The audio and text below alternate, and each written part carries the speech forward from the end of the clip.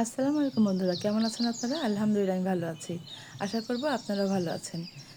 দেশের বাইরের সকল বন্ধু-বান্ধব, শুভাকাঙ্ক্ষী, প্রিয় ভাই-বোন সবাইকে অনেক অনেক ধন্যবাদ আর ভালোবাসা জানিয়ে চলে যাচ্ছে আজকের মূল রান্নায়। চলে আসেন আমার রান্নাঘরে। দেখতে থাকেন আমি কি রান্না করছি। আর খুব সহজ একটা জিনিস দিব, অনেক মজার একটা রেসিপি। যদিও আমরা মাংস সবাই খাই, সবার বাসায় খাই, কিন্তু একটু ডিফারেন্ট করে রান্না করলে এর টেস্ট একটু ডিফারেন্ট হয়ে যায়। এটা কিন্তু অস্বীকার করার মতো কোনো উপায় নাই। এখানে আমি মুরগির মাংস, এটা হচ্ছে ব্রয়লার মুরগি, কিন্তু এগুলো আমি ছোটো ছোটো করে কেটে নিয়েছি। ছোট পিস করে রান্না করে ভেজে রান্না করলে এটার মজা অনেক গুণ বেড়ে যায়। পুরো ভিডিওটা দেখতে থাকবে, তাহলে অনেক টিপস অ্যান্ড ট্রিক্স পেয়ে যাবেন। এখানে আমি 1 টেবিল চামচের মতো আদা রসুন দিয়েছি, আর 1 টেবিল চামচের মতো সয়া সস দিয়েছি, শুকনো মরিচ দিয়েছি আমি 2 চামচ, ধনে গুঁড়ো 1 চামচ, জিরা গুঁড়ো 1 চামচ, হলুদ গুঁড়ো 1 চামচ, আর গোলমরিচ গুঁড়ো দিয়েছি 1/2 চামচের মতো, গরম মশলা দিয়েছি আমি 1/2 চামচের মতো। এটা দিয়ে আমি ভালো করে মাখিয়ে এটাকে রেখে দেবো প্রায় 1 ঘন্টার মতো। আর মশলা ম্যারিনেট করে রাখার যে একটা মজা, এটা যারা সবসময় ম্যারিনেট করেই রান্না করেন তারা জানেন। আর হুটহাট করে রান্না করলে কিন্তু সেই মজাটা পাওয়া যায় না। মাংস ভালো লাগে, কিন্তু একটু ম্যারিনেট করে রেখে দিলে 1 থেকে 2 ঘন্টার মতো এটার টেস্ট বহুগুণে বেড়ে যায়। এটা আমি বরাবর কিন্তু বলে থাকি। তো আমি এটা ঢেকে রাখলাম, আর অন্যান্য কাজ শেষ করে আমি চলে আসছি আমার রান্নাঘরে। এখানে আমি একটু আলু দিব, আমার বাবুটা একটু আলু পছন্দ করে, যার জন্য একটু ছোটো ছোটো করে কিউব করে আমি আলু দিব। আপনারা যদি আলু খেতে চান দিবেন, আর যদি মনে করেন যে আলু খাবেন না তাহলে দিবেন না। কিন্তু আমি আলু দিয়ে সবসময় রান্না করে আপনারা দেখে থাকবেন। আর আলু আর মাংস ভাই বোন মনে হচ্ছে আর কি, যে মাংসের সাথে আলুটা না দিলে মনে হয় না। তো দেখেন আমি ছোট করে আলু কেটে দিচ্ছি। এই ছোট মাংসের সাথে ছোট আলুটা কিন্তু খুব সুন্দর যায়। আপনারাও দিয়ে, বাচ্চা থাকলে দিবেন, বাচ্চারা কিন্তু আলু খেতে পছন্দ করে। এখানে আমি 2টা বড় সাইজ আলু ছোট ছোট করে কিউব করে কেটে নিয়েছি। মোটামুটি আমার কাটাটা হয়ে গেল। বন্ধুরা, আমার ভিডিওটা যদি ভালো লাগে প্লিজ আমাকে সাবস্ক্রাইব করে দিয়ে পাশে থাকবেন, পাশে থাকা বেল আইকনটি প্রেস করে দিবেন, যাতে যখনই আমি নতুন নতুন ভিডিও আপলোড করব সেটার নোটিফিকেশন সবার আগে আপনার কাছে পৌঁছে যাবে। ভালো লাগলে লাইক কমেন্ট করে চ্যানেলের সাথেই থাকবেন। আর ওটাকে আমি কেটে সুন্দর করে ধুয়ে পানিতে ভিজিয়ে রাখবো। প্যানে তেল দিয়ে দিলাম, একটু বাড়িয়ে দেবেন, বেশি বাড়ানো না, যাতে একটু ভিজা ভিজা করে মাংসটাকে ভেজে নেওয়া যায়। মাংসটাকে আমি ভেজে নিচ্ছি। অনেকে ইচ্ছে করলে এর সাথে কর্নফ্লাওয়ার দেন, ময়দা দেন, কিন্তু আমার বাবু বলেছে যে না, ফ্রেশ মাংস রান্না করবো, এটার মধ্যে কর্নফ্লাওয়ার দেওয়ার দরকার নেই।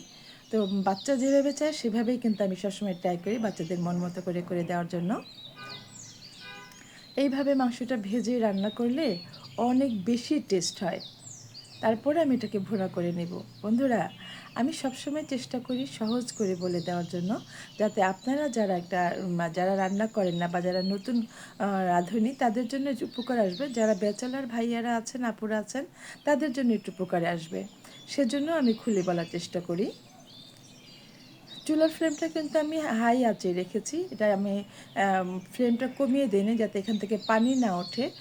চুলার ফ্লেমটা যদি আপনি স্লো করে দেন তাহলে কিন্তু এটা থেকে পানি উঠবে, আর তখন ভাজাটা সুন্দর হবে না। আমি ঢাকনা দেইনি, ঢেকে ঢেকে দেইনি, কিন্তু খুলে খুলে এটা ভেজে নিচ্ছি। এটা কিছুতেই ঢাকনা দিয়ে ঢেকে রাখা যাবে না। এভাবে একটু লালচে করে ভেজে নামিয়ে নেবেন। যেহেতু ওইখানে তেল একটু বেশি, কিছুতেই ঢাকা যাবে না, ঢাকলে তেল ছিটবে, পানি বেরোবে, এটা অবশ্যই মনে রাখবেন। ইভেন চুলার ফ্লেমটাও কিন্তু কমিয়ে দেওয়া যাবে না। আমি মিডিয়াম টু হাই আছে রান্না করছি এটা। দেখেন কালার কিন্তু চলে আসছে। 8 থেকে 10 মিনিটের মধ্যেই কিন্তু ব্রয়লার মুরগিগুলো সিদ্ধ হয়ে যায়। মোটামুটি কালারটা চলে আসলে আমি নামিয়ে নেব। যেহেতু এটা আমি একবারই কিন্তু কুক করছি না, সেকেন্ড টাইম এটাকে আবার কুক করব, সো এটাকে আমি এখন নামিয়ে নিচ্ছি, হয়ে গেছে প্রায়। আপনারা এটা ট্রাই করে দেখবেন। আমি তো রান্না করে খেয়ে তারপরে ভয়েস দিয়েছি। অনেক বেশি টেস্ট হয়, অনেক বেশি মজা হয়।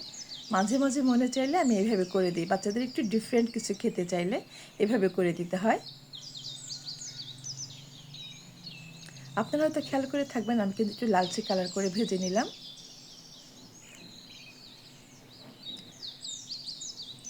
ভাজার সময় অবশ্যই কাছে থাকবেন, আর এটাকে বারবার নেড়ে দিতে হবে।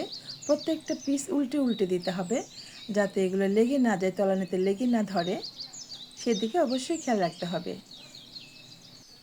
মোটামুটি সুন্দর একটা কালার চলে আসছে। এই পর্যায়ে আমি এটাকে তুলে নিচ্ছি। কালারটা হলে আপনারা বুঝতেই পারবেন, এটা কিন্তু এইভাবেই খেয়ে নেওয়া যাবে, এটা এত মজার হয়েছে। আমি আর বাকিগুলো মাংসগুলো এই পাশে দিয়ে ভেজে নিলাম, আর আলুটাও সাথে দিয়ে দিলাম। আলুর তেলের মধ্যে আলুটা ভেজে নিচ্ছি। একটু শর্টলি করার জন্য আমি এইভাবে করেছি। করে খেয়ে তারপরে আমাকে ছোট্ট করে কমেন্ট করে বলবেন আমার এই রেসিপিটা কেমন ছিল। আজকের রেসিপিটা অনেক বেশি মজা হয়েছে। আমি বলবো আপনারা ট্রাই করে খেয়ে দেখবেন। আমি আলুটাও তুলে নিলাম, মাংসটাও তুলে নিয়েছি। এখানে আলুটা প্রায় 60% কুক হয়ে গেছে। এই পর্যায়ে তুলে নেবেন। একটু কাঠি দিয়ে অথবা হাত দিয়ে ট্রাই করে দেখবেন যেটা হয়ে গেছে কতটুকু। আর যে মাংস ভাজা তেলটা ছিল এই তেলটা দিয়ে আমি এটাকে কুক করব। আমি অন্য কোনো তেল নিলাম না। এখানে প্রায় 6 থেকে 7টার মতো পেঁয়াজ নিয়েছি, কাঁচামরিচও নিয়েছি সেম 6 থেকে 7টার মতো। এটা একটু ভেজে গোল্ডেন ব্রাউন কালার করব। তারপর এটার মধ্যে আমি মশলা দিব। আমি কিন্তু চুলার ফ্লেম হাই করেই রান্না করছি। এই মাংসটাকে চুলার ফ্লেম কমিয়ে রান্না করার কোনো দরকার নেই। এটা একটু ভাজা ভাজা হবে, স্মোকি ফ্লেভার বেরোবে ভুনা করলে। আমি পেঁয়াজের মধ্যে একটু লবণ দিয়ে নেড়ে নিলাম। আদা রসুন বাটা আবার 1 টেবিল চামচের মতো দিলাম। যেহেতু আমি মশলার মধ্যে 1 টেবিল চামচের মতো দিয়েছি, একটু মশলাটা বাড়িয়ে দিতে হয়। আর মরিচ দিয়েছি 2 চামচ, হলুদ দিয়েছি 1 চামচ, জিরে গুঁড়ো ধনের গুঁড়ো দিয়েছি 1 চামচ, একটু ব্ল্যাক পেপার, একটু গরম মশলা। এটা আবার অল্প করে দিয়ে আমি মশলাটাকে কষিয়ে নিচ্ছি। সয়া সস দিয়ে দিলাম 1 টেবিল চামচের মতো। কষিয়ে নিয়ে আমি মাংস আলু দুটোই এখানে দিয়ে দিলাম। এবার দিয়ে দিলাম আমি 2 টেবিল চামচের মতো টমেটো সস। একটু লবণ লাগবে মনে হচ্ছিল। আমি তো সবসময় বরাবর বলি আমি কিন্তু একটু লবণ দেখে তারপরে দেই। হাফ কাপের মতো পানি দিয়ে এটাকে ভালো করে কষিয়ে নেব। সুন্দর করে মিশিয়ে দিবেন, এই পাশ থেকে ও পাশ খুব সুন্দর করে নেড়েচেড়ে এটাকে ভালো করে মিশিয়ে দিবেন।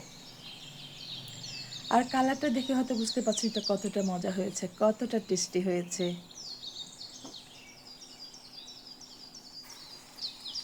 গরম ভাতের সাথে দারুণ যাবে, রুটি পরোটার সাথে দারুণ যাবে, এবং আপনি পিঠা দিয়েও খেতে পারেন এটা। আমি পিঠা বানাবো, কি বলে এটাকে, খোলা জালি পিঠা বা সিড পিঠা যেটা, সেই পিঠা দিয়ে খাবো বলেই আমি একটু ভুনা ভুনা করেছি। এ পর্যায়ে আমি কাঁচামরিচ দিয়ে দিলাম আবার 6 থেকে 7টার মতো। কাঁচামরিচটা লাস্টে ফ্লেভার আনার জন্য অবশ্যই দেবেন, একটু ধনেপাতাও দিবেন। আমার রান্নাটা হয়ে গেছে। শীতকাল যেহেতু আমি এগুলো দিয়ে এই এই চুলার মধ্যে এটা রেখে দেবো। চুলার ফ্লেমটা আমি অফ করে দিয়েছি। দেখেন ফাইনাল লুকটা। তো বন্ধুরা, যদি ভিডিওটা ভালো লাগে আমার পাশে থাকবেন, লাইক কমেন্ট করে শেয়ার করে দিবেন। যারা যারা এতক্ষণ আমার পাশে ছিলেন, আমাকে ইন্সপায়ার করেছেন, সবাইকে অনেক অনেক ধন্যবাদ আর ভালোবাসা দিয়ে আজকের মতো বিদায় নিচ্ছি আমি মিনা। ফিরে আসবো নতুন কোনো ভিডিও, নতুন কোনো রেসিপি নিয়ে। সে পর্যন্ত সবাই ভালো থাকবেন। সবাইকে অনেক অনেক দোয়া আর ভালোবাসা দিয়ে আজকের মতো বিদায় নিচ্ছি। সবাই ভালো থাকবেন। আল্লাহ হাফিজ।